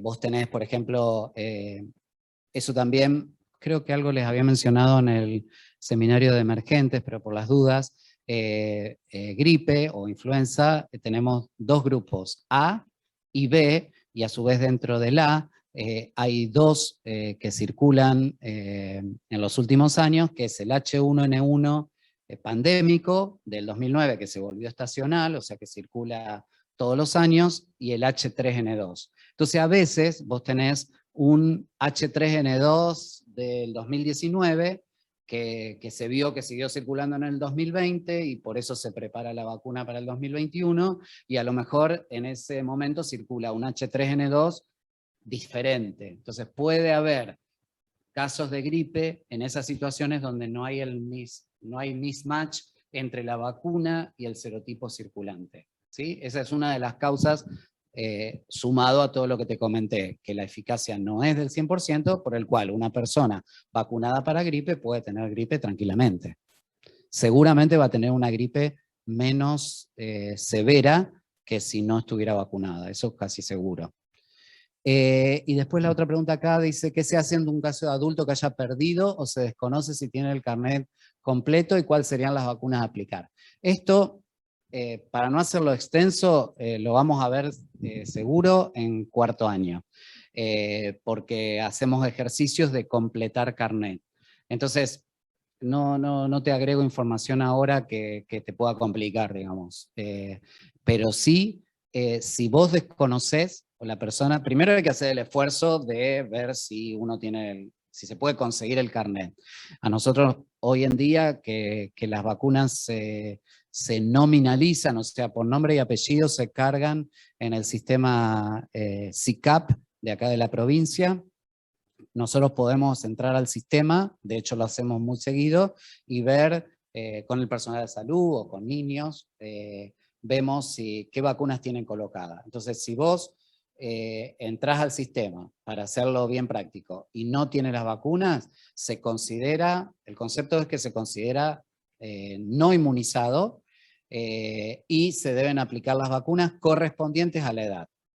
Con ese concepto hoy alcanza y sobra, digamos. Hay que ver, por ejemplo, rotavirus no le vas a dar a un adulto porque no, primero porque te pasás de la edad máxima que yo les comenté, de primera y segunda dosis, por lejos, y segundo porque no es una infección que produzca riesgo en un adulto. Lo mismo pasa con hemófilos influenza, si vos tenés más de 5 años, el riesgo de hemófilos influenza es bajísimo, entonces no te voy a dar una vacuna para hemófilos influenza porque no vas a tener riesgo. Para neumococos depende si sos grupo de riesgo. Si no sos grupo de riesgo, cualquiera de ustedes, por ejemplo, o yo, que no soy grupo de riesgo para neumococo, no tengo por qué recibir vacuna de neumococo. Y por lo tanto, como no tengo necesidad de recibirla, no la vas a tener gratuitas. Todo el resto, básicamente difteria, tétano, tos convulsa y triple viral, hepatitis B y HPV, si entraste en la cohorte y no lo tenés colocado, se colocan, ¿sí? Como para resumirte lo que uno hace, pero esto, te repito, lo vamos a ver tranqui el año que viene con ejercicios incluso de cómo se completan carnet. A ver, acá dice, profe, Japón sacó de circulación varios millones de dosis de vacuna anti-COVID por presencia de metales. Argentina analiza viales y hace control de calidad periódico con estas vacunas anti-COVID. En el caso de que sea así la respuesta, ¿dónde se pueden encontrar esos informes? Puntualmente de metales, no te sabría decir. Las vacunas no solo las de COVID, sino todas las vacunas vienen, digamos, con su certificado de manufactura a nivel internacional, en el caso de vacunas que son la mayoría, que no son producidas en el país, vienen con control de calidad previo del cual no se puede, no es que no se pueda, sino que si no vendrían con esos controles de calidad, no se podrían suministrar. Así que la respuesta, la verdad que no sé si eso se analiza periódicamente, tampoco considero que sea necesario que se analice en todo momento, digamos, porque existe toda una logística de análisis de la seguridad basado en primero en los estudios clínicos y segundo después en la manufactura, digamos. Controles de calidad de manufactura que son los que permiten el ingreso al país, a cualquier país, para ser suministrado. Buen día, profesor. Le quería preguntar qué sucede si una vacuna oral se coloca por vía intramuscular, como pasó lo que te contaba de rotavirus. En realidad nada, o sea, se considera como no suministrada, y si no tiene efecto porque no está estudiada por vía intramuscular, o sea que se debería dar por vía oral, y puede generar efectos adversos, que eso habrá que ver en cada persona que recibió de esa manera. Con respecto a efectos adversos, yo igual se los menciono ahora en un ratito en lo de COVID, pero esto es importante, y no me acuerdo la verdad si lo vimos bien en generalidades, recordar lo del famoso ESAVI, los eventos supuestamente atribuidos a la vacunación e inmunización. Existe para fármacos y existe especialmente, y muy especialmente para la vacuna COVID, la necesidad de reportar eventos y fundamentalmente eventos poco frecuentes o graves de, por ejemplo, alguien recibió una vacuna, a la tarde hace una convulsión, requiere internación, eso debe reportarse a ESAVI, al Ministerio de Salud de la Nación, es online hoy en día la notificación. Necesitas una serie de datos, el lote de la vacuna, etc. No es necesario que seas médico para reportarlo, lo puede reportar la enfermera que coloca la dosis, un personal de salud tiene que tener nada más el acceso online y lo reporta como evento supuestamente atribuido, porque bueno, uno está denunciando una situación probablemente relacionada, no estamos diciendo que es sí o sí relacionada, pero bueno, es sospechoso la relación.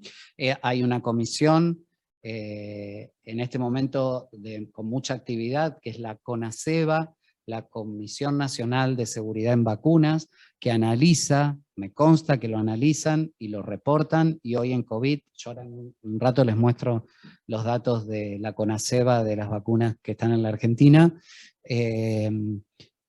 donde se deben reportar, y es la única manera que tenés de ver qué es lo que pasa en la vida real con las vacunas, no solo de COVID, sino del calendario. Y puntualmente, si a un niño se le suministra una vacuna por vía intramuscular, que debe ser por vía oral y se la da intramuscular, se debe reportar como un evento supuestamente, se llama error programático, o sea, le diste una vacuna equivocadamente, se la diste por una vía no recomendada. También se debe denunciar si se lo doy a una edad no recomendada, que si yo le di una vacuna de gripe, no me di cuenta, por supuesto, no adrede, le di la vacuna de la gripe y tenía 3 meses, se reporta como error programático y se sigue al paciente, digamos, para ver qué efecto adverso le produjo, ¿sí? Esa sería la acción correcta con respecto a la situación que vos preguntás. ¿Alguna otra pregunta?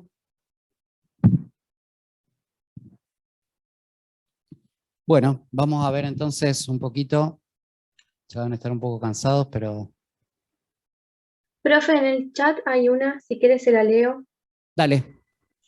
¿Qué se hace ante un caso de adulto que haya perdido o se desconoce si tiene carnet completo? ¿Cuáles serían las vacunas a aplicar? Eso es lo que comenté hace un ratito, le respondí hace un ratito. O sea, vos ves si es susceptible o inmune, y qué vacunas necesita para su edad y su condición, y no son las mismas. Yo comenté que lo vamos a ver en pediatría el año que viene, apenas empezamos pediatría, tenemos un taller con casos clínicos de ejercicio de cómo completar carnet y qué es lo que tenés que tener en cuenta en cada edad, ¿sí? Pero eso lo contesté hace un ratito. Bien. Seguimos entonces con vacunas COVID. 2 palabras, rapidito como para recordar algunas cosas que necesitamos para comprender las vacunas COVID, que es cómo es la respuesta inmune frente al SARS-CoV-2.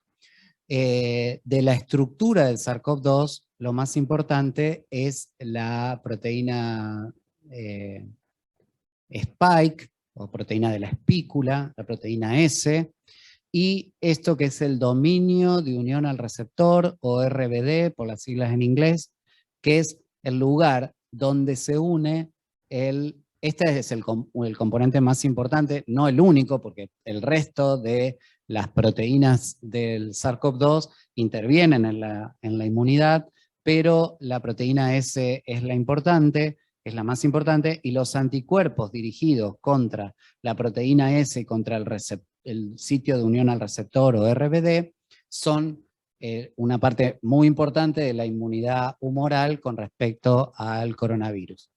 El coronavirus se une al receptor AC2, dentro de la célula se ensambla y crea réplicas completas del virus, esa es la manera en la cual se reproduce. Es un virus ARN y produce copias de sí mismo y larga nuevos virus que infectan nuevas células. Interviene en la respuesta la inmunidad celular y la inmunidad humoral. Los famosos anticuerpos, tenés anticuerpos protectores para SARS-CoV-2, obviamente son los anticuerpos producidos por la inmunidad humoral, y ustedes saben, porque lo han estado viendo en Inmuno, que hay colaboración entre la inmunidad humoral y la inmunidad celular en la respuesta al virus, y este es un virus y entra dentro de las mismas características de respuesta inmune. La respuesta trata de destruir las células infectadas y los virus circulantes, y la posibilidad de, a partir de los anticuerpos neutralizantes, saber si respondió a la vacuna. Eso, si bien lo voy a mencionar después, quiero decirlo ahora antes que me olvide, los anticuerpos, no hay indicación, a diferencia de hepatitis B, ¿se acuerdan que yo les conté que hay un número de anticuerpos protectores? En SARS-CoV-2 no hay. Entonces, está bien claro en las recomendaciones que no se debe pedir, porque no hay un punto de corte a partir del cual yo diga, bueno, esta vacuna que recibí me protegió o no me protegió, ¿sí? Pero, por supuesto, en la respuesta interviene esos anticuerpos, y especialmente lo que llaman anticuerpos neutralizantes, o sea, los que neutralizan la actividad del virus, ¿sí? Pero interviene también la inmunidad celular, que es fundamentalmente la que después nos da la memoria para la exposición posterior, poner en marcha en una exposición natural. Tengo contacto con alguien con coronavirus, voy a poner en marcha mi respuesta inmune que adquirí por haber recibido la vacuna, la voy a poner en marcha para la respuesta a ese virus, y seguramente voy a tener más altas chances de controlar la infección y seguramente disminuir la gravedad, la cantidad de virus que me pueden infectar, y ese es el motivo por el cual una persona vacunada, perdonen que insista, puede tener la infección a pesar de estar vacunada, pero seguramente la va a tener con de menor gravedad. Entonces recordar proteína S, recordar la intervención de la inmunidad humoral y la inmunidad celular en la respuesta, y cuáles son las dos partes más importantes de la respuesta inmune frente al virus, ¿sí? Muy bien. ¿Cuál va a ser el objetivo de las vacunas de SARS-CoV-2 o las vacunas para COVID?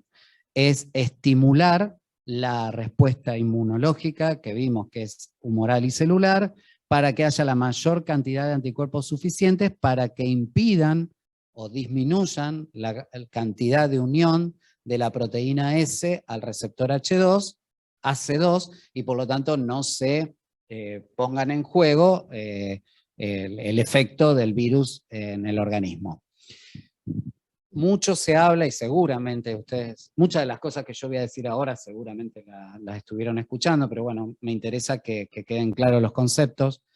Se dice que en esta infección, esto se supo apenas se empezó a andar en la pandemia y en la enorme cantidad de casos que hay y hubo a nivel mundial, que hasta no alcanzar la inmunidad colectiva o inmunidad de rebaño, no se iba a lograr el control de esta infección, y de hecho, bueno, es lo que está sucediendo. Recién se está logrando el control, cruzamos los dedos para que esto sea lo más prolongado posible, pero recién se está encontrando el control con la inmunización y a gran escala, porque se sabe por el RO, ¿se acuerdan que era el índice de reproducción de que tienen las enfermedades infecciosas y que estaba calculado que podía contagiar una persona entre 2 a 5, o sea, es muy contagioso, menos contagioso que el sarampión, por ejemplo,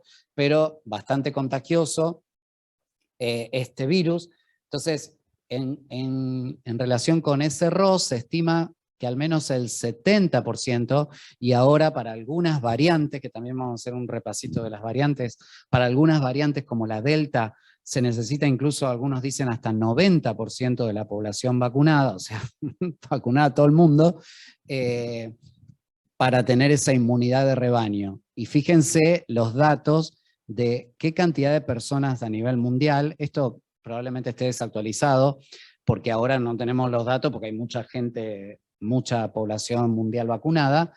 En ese momento, antes de que estuvieran las vacunas disponibles, solo un 10 a un 15% de este 70%, o sea, es imposible alcanzar por la infección natural la inmunidad de rebaño. Por lo tanto, la necesidad absolutamente sustancial, trascendente, de lograr la vacunación masiva.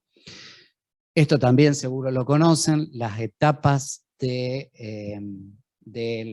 los estudios de la vacuna. Primero hay un estudio exploratorio donde se ve este antígeno que yo encontré o que forma parte de la estructura del virus, sirve para lograr una respuesta inmune parecida a la gente. Primero se prueba en animales, se selecciona el antígeno, esa es la etapa exploratoria que lleva, fíjense acá dice 2 a 4 años. Después la etapa preclínica en animales donde se prueba, ver, ¿es segura? Primero si es segura o no.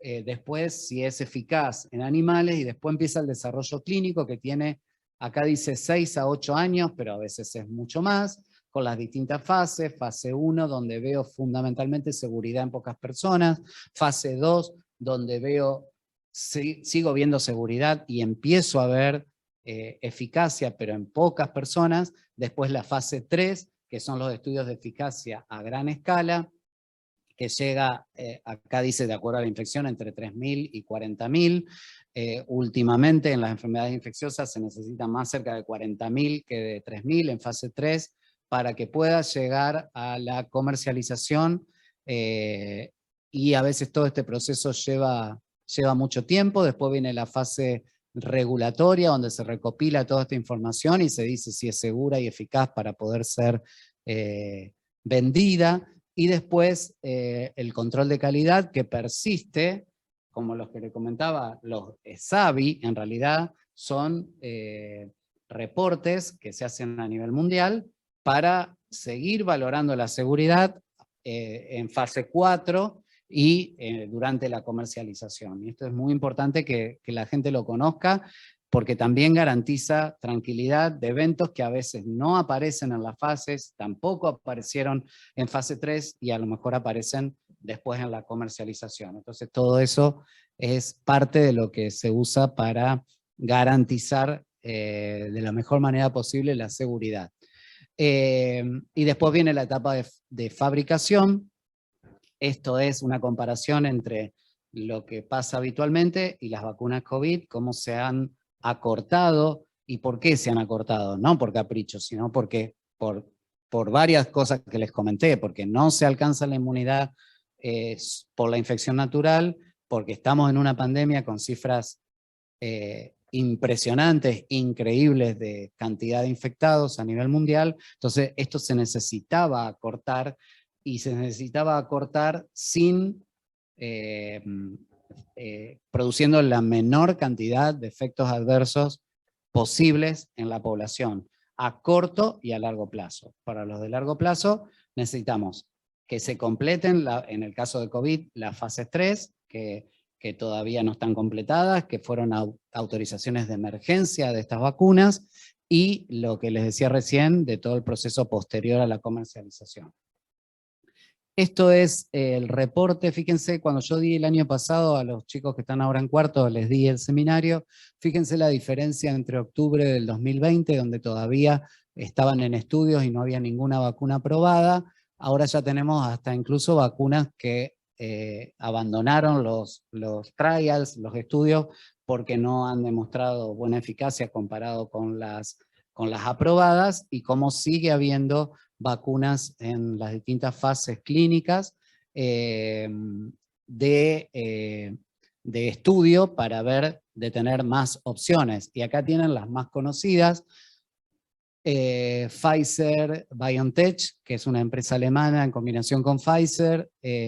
Ahora vemos las plataformas: Pfizer y Moderna de RNA mensajero, Gamaleya, la Sputnik de Rusia, la de Oxford AstraZeneca de la Universidad de Oxford en Inglaterra, con el laboratorio AstraZeneca, la de CanSino de China, Johnson & Johnson americana, las del Institut Vector, esta no es tan conocida, que se empieza recién a usar en Rusia, Novavax, Sinopharm, Sinovac y otras Sinopharm de otro lugar de China. Estas son las vacunas chinas inactivadas. Estas son las más importantes, las vacunas líderes, que son las aprobadas, y en realidad la única que está aprobada por la FDA ya de manera definitiva, no de emergencia, es Pfizer en Estados Unidos, ¿sí? Muy bien. Vamos a ir viendo entonces las plataformas, o sea, de qué manera se construyen estas vacunas. Hay varias: la de vectores virales, la de ARN mensajero, las inactivadas y la de subunidades proteicas son las más importantes. Vamos a ir viendo rápido una por una, como para que conozcan cómo se producen. Las vacunas clásicas son las inactivadas o las vivas atenuadas, que son como, bueno, hace un ratito acabamos de ver, donde hay experiencia de muchas enfermedades infecciosas. Estas, las inactivadas, se inactiva el virus con distintos químicos, o fundamentalmente químicos como el formaldehído, entonces se debilita el virus y de esta manera es más seguro para ponerlo en la vacuna y que sea parecido a la enfermedad natural sin producirla. O sea, es bien segura. ¿Se acuerdan que vimos en generalidades que el tema es que necesito por ahí más dosis de estas porque son muy seguras, pero el sistema inmune requiere que le recordemos que tuvo contacto. Después están las vivas atenuadas. De esta hay pocas, la verdad que hay pocas vacunas de coronavirus vivas atenuadas, no hay ninguna en este momento ya licenciada, pero hay algunas en estudio, con todas las ventajas que tienen las vacunas vivas y sus contraindicaciones. O sea, son mejores que las inactivadas, pero de riesgo para inmunocomprometidos. Entonces, de estas, fundamentalmente, acuérdense, Sinovac y Sinopharm, que son dos vacunas chinas, que tienen las ventajas que ya conocen de las vacunas inactivadas, y sus desventajas también. Y las vivas tendrían el riesgo de replicación, pero esta no tenemos ninguna vacuna disponible. ¿Qué es lo que lo sustenta? Y toda la experiencia que hay enorme con todas las vacunas en todo el mundo, con las vacunas inactivadas, ¿sí? Básicamente, entonces recuerden Sinovac y Sinopharm, que son las vacunas chinas inactivadas. Vacunas de vectores, se le une un vector que es un virus, que puede ser replicante o replicativo y no replicativo, que básicamente es adenovirus, al cual se une la proteína spike o proteína de la espícula para que traslade en una estructura del virus, en el cual el sistema inmune ya conoce, como es el adenovirus, se le une la proteína de la spike, entonces se beneficia del efecto de la inmunidad contra, como que lo engañamos al sistema inmune al unirle la proteína del spike, lo engañamos, reconoce el adenovirus y también indirectamente reconoce la proteína de la espícula. Estas son las más numerosas, o sea, las más conocidas de la que ustedes conocen. Es la ChAdOx, que sería, porque es un adenovirus de chimpancé, es la de Oxford AstraZeneca, más conocida como AstraZeneca, pero en realidad es de la Universidad de Oxford. Es una de las vacunas de vectores virales. La otra es la de CanSino, que dijimos que es la adenovirus 5, humano, en este caso esta de chimpancé, esta es humano, de China. La adenovirus 26 de Johnson & Johnson, o también conocida como del laboratorio Janssen, esta es de Estados Unidos, americana, y es una dosis. Y la Sputnik del Instituto Gamaleya de Rusia, que tiene un componente adenovirus 26, el componente 1 o primera dosis, y la dosis 2 de adenovirus 5, los dos son adenovirus humanos, pero distintos, ¿sí?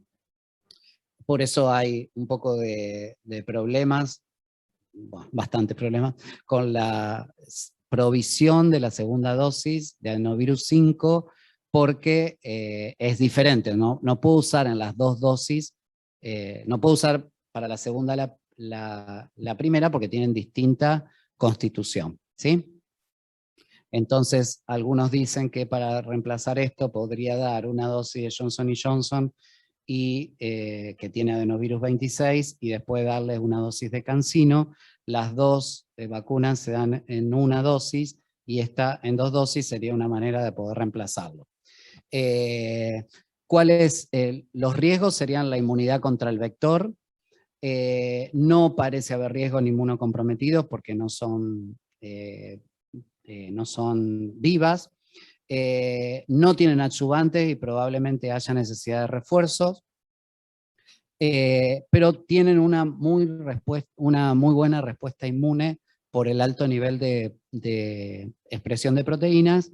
Desventajas, no hay mucha experiencia previa, sí en vacuna de ébola y de virus sincicial respiratorio. Otra plataforma son las de ácidos nucleicos, tanto DNA como RNA. DNA tendría el riesgo del ingreso al núcleo.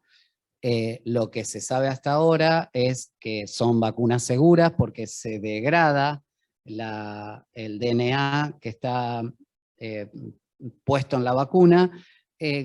¿Cuál sería, cómo explicárselo fácil, digamos?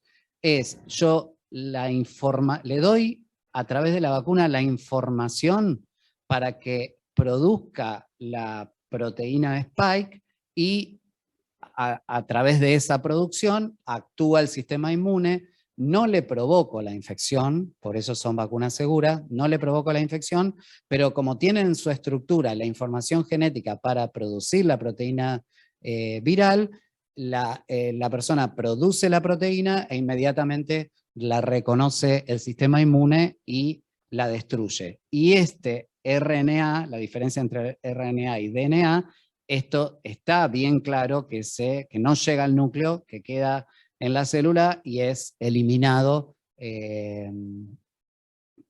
dentro de la célula, por lo tanto no tendría, lo que se sabe hasta ahora, no tendría efectos, por ejemplo, teratogénicos, que tomara el núcleo de la célula y empezara a producir alteraciones, ¿no?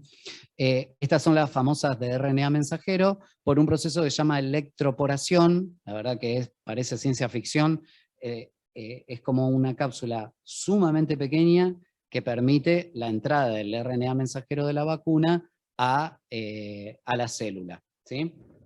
Estas son las vacunas vedette, digamos, de esta infección, porque les dan esa instrucción genética para producir la respuesta inmune, entonces son vacunas no infecciosas, en realidad. Son seguras, los datos no son recientes, o sea, hace mucho tiempo que se está experimentando en el buen sentido con estas vacunas, porque tendrían utilidad no solo para infecciones, sino también para cáncer, para otras enfermedades humanas, y son muy rápidas de producir. Esa es otra cosa muy importante para una pandemia, la facilidad, por ejemplo, de cambiar la estructura del DNA, del RNA mensajero, por ejemplo, si una variante toma rápidamente la pandemia, se puede fabricar y hacer que la vacuna sea efectiva, inducen inmunidad humoral y celular, y las más conocidas hay otras en estudio, pero las más conocidas y aprobadas son las de Pfizer y Moderna, las dos son vacunas americanas. Después están las basadas en proteínas, también útiles y eficaces. De esta son menos conocidas, pero hay experiencia previa y solo usan la glicoproteína de la espícula. Son prometedoras, probablemente necesiten múltiples dosis, esa sería una desventaja. Y después hay otras parecidas, por ejemplo a la de HPV, que son las partículas virales, no solo de la espícula, sino que como que tienen otras partes de la estructura, son de mucho más difícil producción, pero tienen una elevada inmunogenicidad. Una podría ser la de Novavax, que está en fases finales, digamos, de estudio. Estas vacunas, como otras, por ejemplo dengue, pueden tener problemas de inmunopotenciación que aparentemente no se están produciendo en toda esta etapa que lleva desde la existencia de las vacunas. También se investiga si esto se produce en las personas. La potenciación el término significa en inglés potenciación dependiente de anticuerpos, o sea que el exceso de anticuerpos de la vacuna, para hacérselos claro, podría producir potencialmente una exacerbación de la infección. Pero esto, insisto, no se está produciendo, y menos a gran escala como para que genere preocupación. Y después está algo parecido a lo que se produjo en la primera vacuna de virus sincicial respiratorio que tuvo que ser sacada del mercado, que produce una enfermedad respiratoria potenciada dependiente de anticuerpos, por los anticuerpos de la vacuna, por complejos inmunes que activan el complemento. Esto tampoco se está produciendo con estas vacunas hasta ahora. El otro tema es las variantes. Ustedes también esto lo conocen mucho, porque se dio mucho a conocer. Antes se denominaban por el lugar donde se habían encontrado y ahora se definen por la Organización Mundial de la Salud por las letras griegas. Las que circulan en nuestro país son las que ustedes ven acá, en rojo más claro, la variante Delta. La variante, creo que se acuerdan que son las variantes, ¿no? Son errores que produce el virus en su replicación, por lo tanto cambia la estructura, cambia alguna parte de la estructura que lo hace que el sistema inmune no lo reconozca, entonces que aumenta la transmisibilidad, y algunas se han asociado, como la variante Delta, a aumento de transmisibilidad y riesgo de infecciones graves. La variante Delta ya circula en la Argentina, esta es la India, la cepa, la variante Delta de la India, primero detectado en la India, pero en mucho menor escala que Alfa, que es la del Reino Unido, y Gamma, que es la que le mostraba acá en rojo más claro, en rojo más oscuro la Gamma, que es la de Manaus, de Brasil, y la que ustedes pueden ver acá en verde es la Lambda, que es la variante andina, primero detectada en Perú. Nosotros hemos tenido 2 o 3 pacientes en los que le hemos hecho las variantes, 2 pacientes fueron de variante andina, y 1 de variante Gamma de Manaus. La más frecuente en la Argentina, entonces es la de Manaus. Y en este momento todo lo que se ve es tratar de ver cuál es la eficacia de la vacuna que fue estudiada para la variante salvaje, que se dice la variante original de Wuhan de China, donde empezó la pandemia, y cuál es la eficacia con respecto a las variantes. ¿Sí? Eso ahí. Una Sí. consulta. ¿La variante Delta es una mutación de la proteína S? La mayoría de estas variantes son mutaciones en la proteína S, sí, o en el RBD, en el sitio de unión al receptor. ¿Sí? Acá tienen puesto de otra manera la relación entre las variantes más frecuentes y el estado de inmunización de las personas a las que se ha estudiado, la variante que tenían y la relación entre no inmunizados, inmunizados con una dosis y inmunizados con esquema completo. Esto no se hace de rutina, pero hay acá yo les puse la cita donde periódicamente el Proyecto País, que es un proyecto de los laboratorios de referencia de la Argentina, se informan el genoma de las variantes circulantes y también estudian, cuando tienen los datos, en realidad, de si está vacunado o no vacunado la persona. Como estrategia global de vacunación, esto también es a nivel mundial, se tiene en cuenta algo de lo que yo les puse en la primera diapositiva de lo de hoy. ¿Cuál es la carga de enfermedad? Es obvio que la carga de enfermedad es alta, pero esto discriminado por edad. ¿Cuáles son las edades de mayor carga de enfermedad? ¿Cuáles son las personas o las edades de mayor riesgo de mortalidad? Que, como ven, no necesariamente coincide con la carga de enfermedad. El ejemplo más claro es los 2 extremos de la vida. Los mayores de 65 años, y a medida que aumenta la edad, tienen más riesgo de mortalidad, pero la carga de enfermedad es baja si yo lo comparo con los adultos jóvenes de 20, 30, 40, 50 años. ¿Sí? La carga de enfermedad en ellos es mucho más alta, pero la letalidad es más alta en edad y en situaciones de riesgo, y la exposición aumentada, como podría ser el trabajador de la salud, que atiende pacientes seguidos con COVID, entonces es expuesto, y lo mismo el personal esencial, policía, supermercado, etcétera, el riesgo de exposición aumentada por contacto con personas potencialmente infectadas. Entonces, todo esto se toma en cuenta cuando se dice, a ver, ¿por dónde empezamos? ¿Cómo empezamos? De nuevo, la importancia de conocer el propósito y el objetivo de la incorporación de una vacuna en un país. El propósito de la Argentina fue disminuir la morbimortalidad y el impacto socioeconómico ocasionados por COVID-19 en la Argentina y vacunar al 100% de la población objetivo en forma escalonada. Esto es basado en ¿qué? Basado en lo que dije antes, en la exposición y la función que tienen las personas, en la vulnerabilidad y en los riesgos de enfermedad grave. ¿Sí? Estas son las 8 que tenemos aprobadas en la Argentina. Moderna, Pfizer de RNA mensajero, CanSino, Sputnik, AstraZeneca inglesa, AstraZeneca producida en la India, que se llama Covishield, y las vacunas chinas de Sinovac y Sinovac. Estas son las aprobadas para el uso en la Argentina. Acá tienen un cuadro de comparación.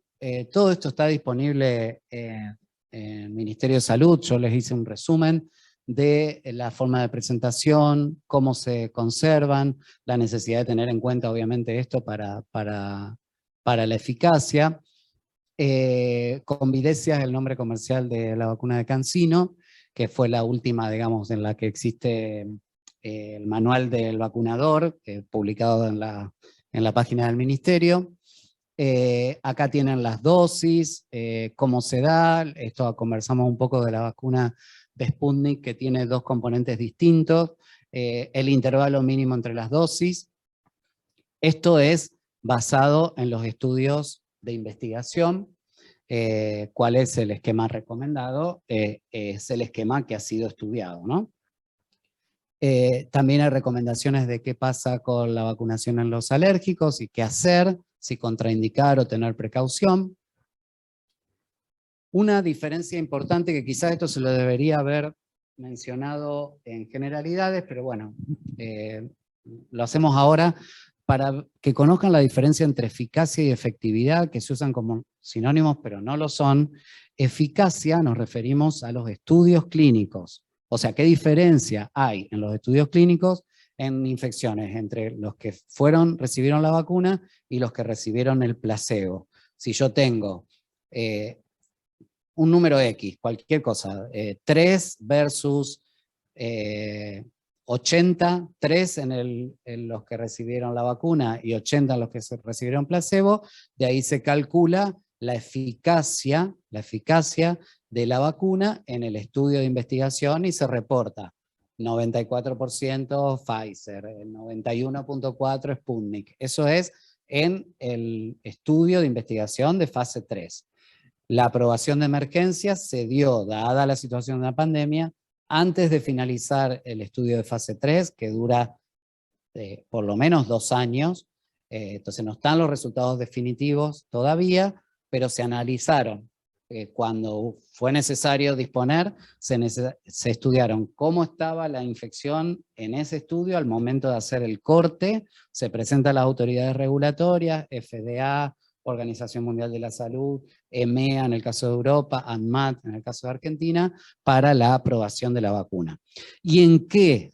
Esto es muy importante también saber en qué. En transmisibilidad, en infección sintomática, en hospitalización, en muerte, en ingreso a la terapia. Y recuerden lo que yo les mencioné, o sea, siempre empezamos, en realidad le pedimos a la vacuna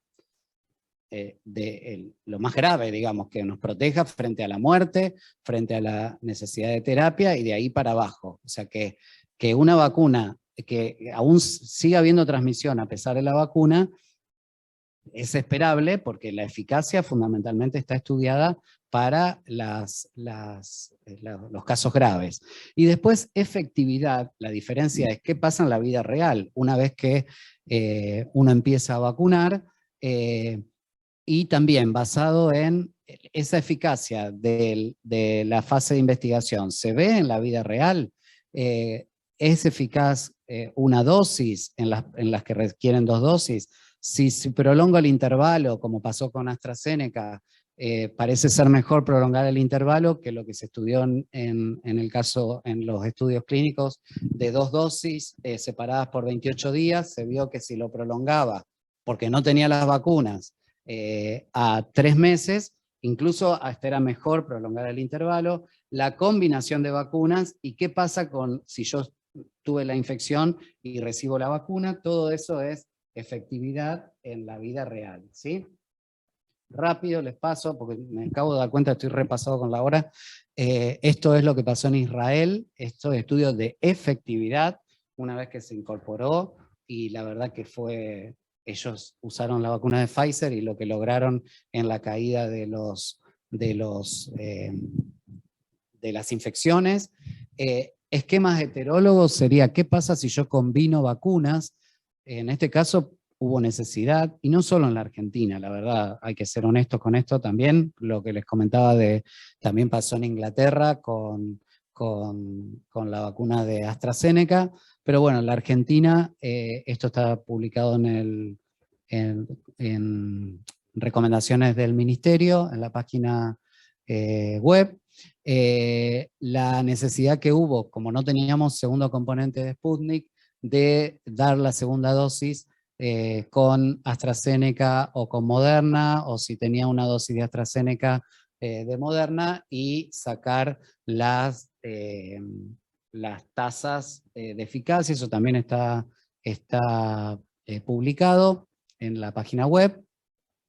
Con respecto a seguridad, lo que le decía el informe de la CONASEBA, que se actualiza, este es el último de agosto, la cantidad, las tasas de eventos relacionados, denunciados, y las distintas vacunas. Lo más frecuente es lo que seguramente les pasó a ustedes, o nos puede haber pasado a nosotros como personal de salud: la cefalea, mialgia, artralgia al recibir la vacuna, la fiebre, la reacción local, el dolor en el sitio de aplicación. Eso parece ser lo más frecuente, pero bueno, esto, fíjense que hay publicaciones de anafilaxia por AstraZeneca, anafilaxia por Sputnik. Es la importancia que tiene reportar esto. Esto es, y ya termino, la cantidad de vacunas aplicadas